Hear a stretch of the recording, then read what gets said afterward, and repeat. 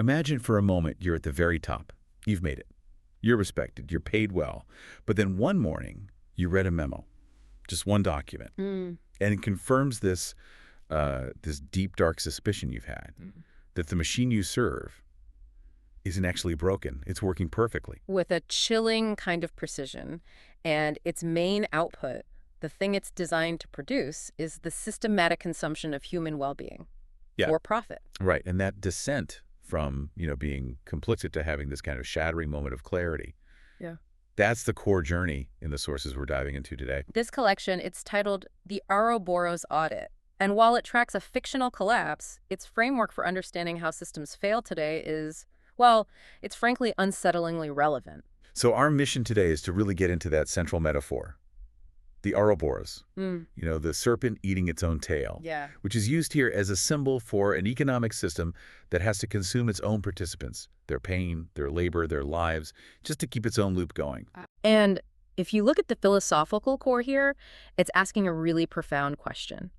What happens when the line between what is legal and what is moral just completely dissolves? It's a story about a culture that's elevated optimization above all else. And that inevitable moment when optimization reveals itself as, well, as an atrocity. The story begins almost like a tragedy, with a single man on a bridge, Thomas Reardon.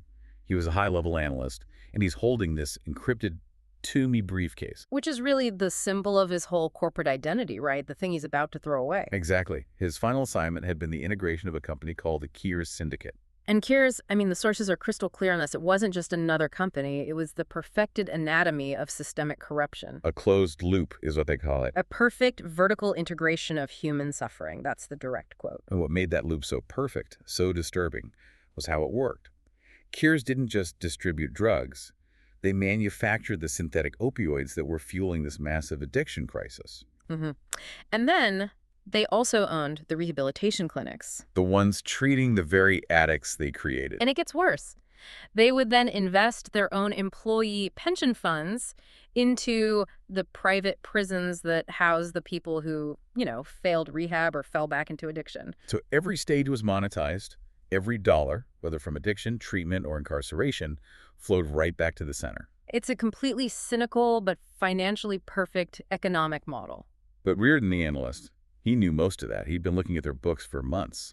So what was it that finally sent him to that bridge? It was a single granular detail buried deep in the files of a subsidiary inside a memo with this innocent-sounding title, the optimization protocol. The optimization protocol. What it detailed was, essentially, the calculated murder of human beings to meet quarterly projections. Just let that sink in. Yeah. The goal, and it was stated explicitly, was to increase the addiction rate of their target demographic by upping the fentanyl concentration in their products by 15%. And the part that broke Reardon. The line item 4. The acceptable mortality increase, 8-12%. 8 to 12%. We have to pause on that. The sources calculate this meant the planned premeditated death of roughly 8,000 people. Not as a bug, not as a side effect. No, as a feature. A planned liability factored into the cost of doing business to hit a 4.1% addiction target. And what's so crucial to understand about Reardon's despair is that it wasn't just shock. It was realization. He knew he couldn't report this. Because the system itself was compromised. The entire system, regulatory agencies, media outlets, politicians, they were already in the pocket of Keres and its parent company, Vokoff. So the structures that were supposed to enforce morality were actually guaranteeing impunity. Which is what leads to his final act. He doesn't leak the files. He doesn't go to the press. He chooses to erase himself. He drops that to-me briefcase with all the evidence into the river and the password for the drive inside. Sisyphus. Which tells you everything, doesn't it? He saw any act of resistance, even exposing the crime, as just another meaningless, futile act, pushing the boulder up the hill. So he chose, as the sources put it, oblivion over another day of complicity. But in doing so, he unknowingly set the next piece of the puzzle in motion. That briefcase sits in the mud for 3 months. A dredging crew pulls it out, and it finds its way to Elias Vance, a young analyst who'd actually seen Reardon fall. And Vance was already struggling with his own conscience, his own moral debt, so he gets the evidence, but But he has zero leverage. He tries to warn people, but the system's immune response is, immediate and fierce. So he decides to go inside. He gets himself into the official merger meeting with Julian Vokoff, the grandson of the firm's founder. And this meeting, this is where the story shifts from, say, financial critique to something much more like philosophical horror. Absolutely. Vokoff doesn't talk like a CEO. He starts talking about metaphysics. He describes the Keres Syndicate not as a company, but as an egregore. An egregore. That's a key term here. It's the central mechanism of the whole thing. It's defined in the sources as a thought form sustained by collective belief, by addiction and leverage. So it's not something you can audit? It's not a physical thing? Exactly. It's a non-physical entity that's created and fed by this shared conscious denial of everyone participating in it. Vokoff even calls the corporation a legal fiction, a ghost that demands sacrifice. And the merger document that Vance is supposed to sign makes this explicit. It's not an employment contract? No. It's a contract for the dissolution of the self. He's asked to affirm 3 articles. 2 of them are just chilling. Article 1, the surrender of the ego. And Article 2, the absolute liquidity of the soul. The absolute liquidity of the soul. I mean, what does that even mean? It means your morality becomes a tradable asset. It dissolves into the corporate will. There's no more Elias Vance, just a node serving the egregore. And then comes the betrayal. The curious liaison who's been monitoring him this whole time, Elena. She was his former lover. He realizes he was being played from the very beginning. The window for any kind of normal resistance, it just slams shut. Vokoff tells him, you cannot shoot an idea.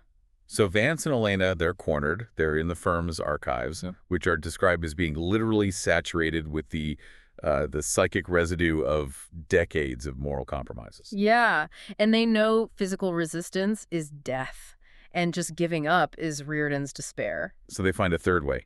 Meaningful transformation through, well, destruction. They find the system's core, which is called the Ouroboros furnace. And instead of trying to shut it down, which would just be repaired, they corrupt its core programming. They intentionally set the internal extraction rate to 200%. Doubling it. Forcing the Ouroboros to consume itself completely immediately instead of sustainably over decades. They are consumed in the process, yes, but that final act of refusal, The memory is choice. that memory of choice, is released into the network as a corrupted, self-replicating pattern. And that pattern, that is the contagion. The collapse of the Vokoff Tower is, it's immense. But the sources are more interested in the survivors. People like Jennifer Sue, an accountant, and David Rice, a VP. They're taken to hospitals with minor injuries, but they're all exhibiting the same strange symptom. The doctors call it acute clarity. Acute clarity, what is that? It's described as a sudden, painful inability to maintain comfortable delusions. They couldn't rationalize the spreadsheets anymore. The mental filters that allow them to do their jobs were just burned away. And their first instinct, their immediate reaction, is confession. Right. They leave the hospitals and go straight to the collapse site. They start an encampment. This becomes known as the accounting, and it lasts for 27 days. It's just a public purge. A collective confession where they create this growing public archive of truth, which they call the Ouroboros files. But the system, even wounded, it fights back immediately. A key strategist, Victoria Siebert, rolls out this 2-pronged counterattack. Phase 1 is pathologization. Exactly. They try to control the story by labeling the survivors as suffering from acute stress reactions, basically saying their moral awakening is a symptom of trauma, not a valid insight. Your clarity is a medical emergency. Precisely. And if you can't pathologize it, you move to phase 2, commodification. If consciousness is contagious, sell a vaccine. You sell it. This leads to the mech awakening trend, and specifically the Ouroboros Method app. Oh, wow. A subscription mindfulness app for $9.99 a month. Personalized truth coaching. It's the ultimate cynical move. Contain the contagion by selling a diluted, sanitized version of it back to the masses. But the resistance had a key emotional anchor. This is where Diana Vance, Elias's mother, comes in. She emerges from her own long struggle with addiction, from rehab to honor her son's choice, and she becomes this bridge between the memory of the dead and the living movement. She realizes concession isn't enough. These people need protection. So she founds the Whistleblower Defense Fund, creating a legal and financial shield for the confessors against the inevitable corporate lawsuits. And this is where the movement starts to get really interesting, because it diversifies. It couldn't just be about confessing past sins. No, it had to start building tangible, functional alternatives. It had to prove another way was possible. We see this first with technology. A data scientist named Zara Okonkwo quits her job and builds a tool she calls Clarity. And Clarity is essentially an open source weapon. It's designed to expose the invisible architecture of power. It scrapes data on corporate ownership, labor practices, tax strategies. And makes it all instantly visible to anyone. And that's so powerful because the egregore, this thought form, it thrives in complexity and obscurity. Clarity just strips away the shadows. Resistance starts spreading at the speed of fiber optic. This transparency leads directly to institutional defections. Senator Patricia Okonkwo, who's related to Zara, publicly confesses. Yeah, she admits she voted against banking reform for campaign money. It ends her career. But she says she gained that same acute clarity. She uses her last days in office to advocate for what she calls sustainable resistance. And you see it in religion, too. Our Reverend Michael Stone, he leads this new monasticism movement. 73 families leave the official church structure. Which had become too much like a corporation. And they form a cooperative focused just on mutual aid, choosing, as they put it, the gospel over what's profitable. And all this is happening on the economic front, too. A former coal miner, James Hartley, founds the Hartley Energy Cooperative. These are worker-owned democratic alternatives. Their explicit goal isn't to fight capitalism, but to outlive capitalism by building a non-extractive economy from the ground up. But all of these threads, they really converge in the courtroom. Marcus Webb, the journalist who published the Ouroboros files online, he's charged with economic sabotage. And everyone expects him to be found guilty. The law is pretty clear. But the jury comes back with a not guilty verdict. Jury nullification. A clear, deliberate act. The jury wasn't judging the law. They were judging the system the law protected. They chose conscience over the code. And that acquittal, that single moment, it just blows the doors open. It gives cultural permission to everyone else still inside the system. It creates a legal precedent, or at least a moral one, for prioritizing truth over your employment contract. And the irony here is just perfect.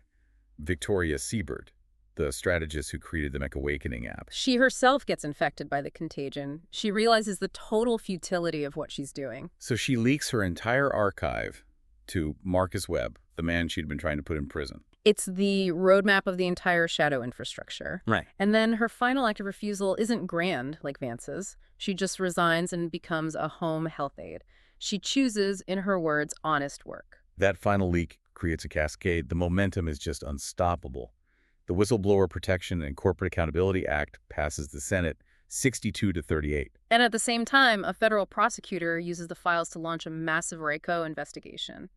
He treats Keres Vokoff not as a business, but as a criminal enterprise. 17 executives are indicted. And on the economic side, those little co-ops and communities, they consolidate. They form the Federation of Economic Commons, representing 50,000 workers. A functioning, non-extractive, parallel economy. So the movement has synthesized. It's gone from just documenting the corruption with the files, to protecting itself with the Vance Fund, to building transparency with Clarity. The culture has hit critical mass. There are enough people awake and organized that the pattern is self-sustaining. The system can't contain the dissent anymore. We started with one man, Thomas Reardon, alone on a bridge in total despair.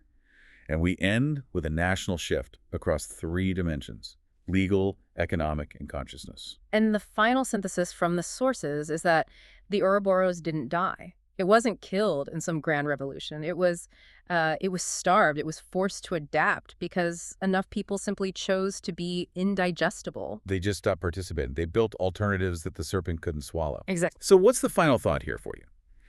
The sources seem to suggest that these huge extractive systems, they only work as long as we agree to participate, even if it costs us our soul. So if the price of staying conscious is this constant vigilance, this constant risk, is sustainable resistance, the highest form of ethical living. Well, the sources leave us with one last provocative image. The Ouroboros is still eating its tail, but after everything, it is beginning to taste itself. And the final question is, what happens when the system realizes the flavor of an awakened cooperative humanity is fundamentally unacceptable to its own existence?